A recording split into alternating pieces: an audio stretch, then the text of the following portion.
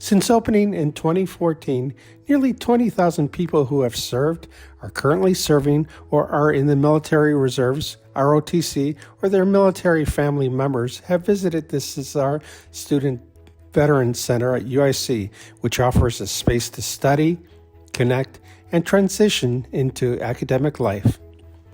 Located behind the inner circle at Student Center East, the center provides vital support, from navigating GI Bill benefits to career readiness workshops.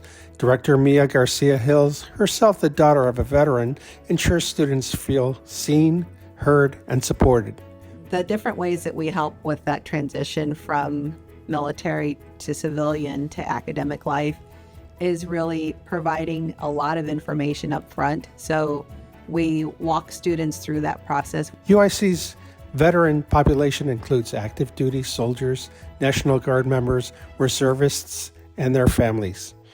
This Veterans Day, UIC honors Officer Tim Williams, a veteran and a UIC police officer, during its annual flag-raising ceremony. It's a reminder that service continues on campus, in community, and in the classroom. You can find more stories on today.uic.edu.